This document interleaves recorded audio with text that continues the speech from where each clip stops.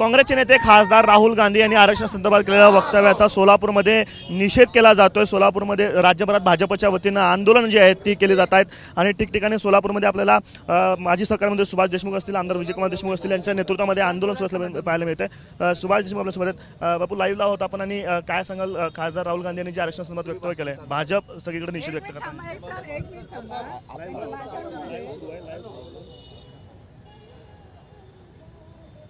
काँग्रेस पक्षाचं मूळ जे आहे ते उघडकीस पडायला लागलेलं आहे।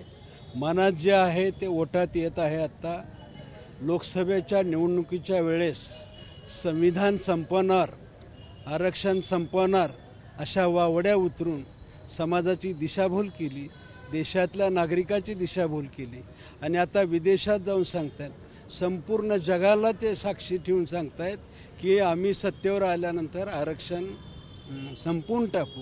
खरा चेहरा उघडा पडलेला आहे। याचबरोबर उभाटाचे नेतेसुद्धा मला असं वाटतं की आता दलित समाजाच्या नावानं असं म्हणतात, आता तुम्ही आरक्षणाच्या बाहेर या। मला असं वाटतं की ह्यांची चाल हे समाजाला कळालेली आहे, हे आरक्षण विरोधी आहेत आणि म्हणून भारतीय जनता पक्षातर्फे सर्व जिल्ह्यामध्ये तालुक्यामध्ये जागोजागी आंदोलन करून त्यांचा धिक्कार करण्याचा प्रयत्न आम्ही सर्व भारतीय जनता पक्षाचे कार्यकर्ते कोणत्याही परिस्थितीत संविधानाला धक्का बसणार नाही, आरक्षणाला कोणत्याही प्रकारचा धक्का देणार नाही, ही भारतीय जनता पक्षाची भूमिका आहे आणि त्या भूमिकेशी भारतीय जनता पक्ष ठाम आहे। उलट काँग्रेस मात्र देशातल्या नागरिकांची दिशाभूल करून मतं मिळवण्याचा प्रयत्न केलेला आहे। दिशाभूल फार दिवस चालणार नाही आणि त्यासाठी आम्ही भविष्यात सुद्धा त्यांच्या विरोधात आक्रमकपणे आंदोलन करू। लोकसभा निवडणुकीमध्ये तुमच्यावरती आरोप करण्यात आले की संविधान संपवण्याचा प्रयत्न भाजप करते, मात्र स्वतः आता अशा पद्धतीचे वक्तव्य होतात, याच्याकडे कशा पद्धतीने बघतात?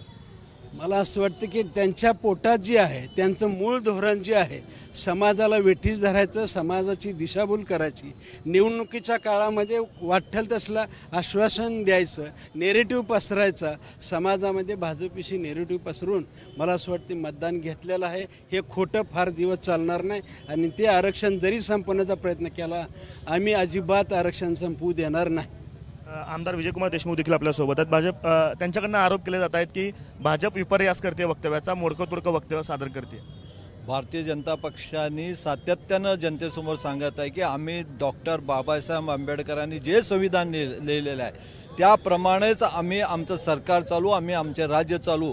पण या काँग्रेस पक्षांनी, इतर पक्षांनी, त्यांच्या ज्या सहकार्याने सातत्यानं या लोकसभेच्या निवडणुकीमध्ये संविधान हातात घेऊन लोकांसमोर गेले आणि भारतीय जनता पक्ष संविधान बदलण्याचा प्रयत्न करणार आहेत असं त्यांनी खोटी प्रचार करून ते निवडून आले। आज या देशाच्या परदेशामध्ये जाऊन या देशाची बदनामी करणं आणि देशाच्या विरोधक जे देशात त्यांना गोळा करणं आणि देशाची बदनामी करणं आणि तिथं जाऊन त्यांनी असं वक्तव्य केलं की राहुल गांधींनी की आम्ही निवडून आल्यावर पुन्हा एकदा आमचे सत्तेवर आल्यावर आम्ही संविधान बदलणार आहोत, आम्ही आरक्षण बदलणार आहे। ही चुकीची ही अशी आपल्या पोटात एक आणि ओटात एक अशी भावना ठेवून त्यांनी वागणारा असा हा हे काँग्रेस पक्ष यांना कुठंतरी या जनतेने धडा शिकवण्याची वेळ आलेली आहे।